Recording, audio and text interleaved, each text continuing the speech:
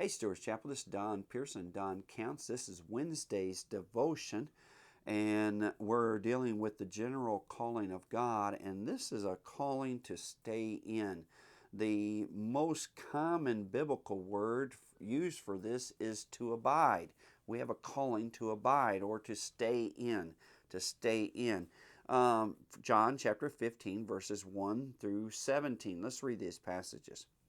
I am the true vine, and my Father is the vine dresser. Every branch in me that does not bear fruit, he takes away. And every branch that bears fruit, he prunes, that it may bear more fruit. You're already clean because of the word. Remember, he's talking to his disciples. This is the Thursday night right before the crucifixion. I have spoken to you. Abide in me, or stay in me, and I in you. Keep me in you. As the branch cannot bear fruit of itself, you're not going to be able to do anything if you don't stay in. Unless it abides in the vine, neither can you unless you abide in me. Stay in me. I am the vine, you are the branches. He who abides in me, he who stays in me, and I in him bears much fruit. For without me, you can do nothing. So that's twice he's already made it very clear that if we do not follow true to the calling to abide in Christ, to stay in him, to stay close, connected in him, we will be unable to do what we are also called, and that is to bear fruit. We can do nothing, actually, he says. If anyone does not abide in me or stay in me, he is cast out as a branch and is withered, and they gather them and throw them into the fire, and they are burned. If you stay in me, if you abide in me and my words stay in you, abide in you, you will ask what you desire, and it shall be done for you. By this my Father is glorified, that you bear much fruit. So you will be my disciples. And that's what disciples, Christians, are supposed to do. We're called to bear fruit. That bearing fruit is only because he abides in us, stays in us, and we stay in him. As the Father loved me, I also have loved you. Abide in me. Stay in my love. Abide in my love. If you keep my commandments, you will abide in me. In other words, keep his commandments, and you will stay where you're supposed to stay.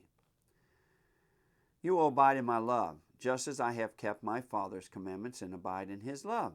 These things I have spoken to you, that my joy may remain in you, and that your joy may be full. This is my commandment, that you love one another as I have loved you. And it goes on much farther. There's a lot of truth, and I know some of you may use this passage to talk about losing your salvation. That's definitely not what I'm even trying to communicate. I will say this, though, that the evidence that I am his is that he's in me and I'm in him. There is a connectivity, just like this branch does not exist on its own. I cannot exist on my own. There is no life apart from him. I was grafted in as a Gentile believer. I was made to abide in him. But at the same time, remember, Jesus is talking to his disciples, and he's telling them, I've called you to bear fruit. But part of that calling to bear fruit means that you're going to have to stay real close to me. You can't do anything.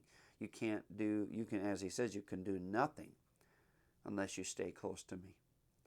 As a Christian, I should not tolerate a loose connection with Christ. I should not tolerate a loose connection with his people. I should not tolerate a lukewarm, indifference relationship with God. My relationship must be vital. There must be life, and that life only comes by staying closely connected to him and his people.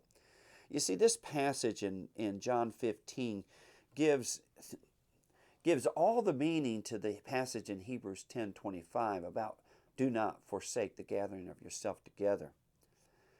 My life is not found in the brethren, But together, the brethren life is found in Him. You cannot have one without the other.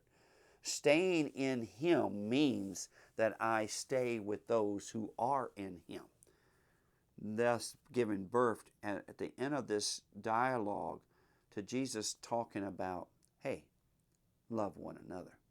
I love you, Stewart's Chapel.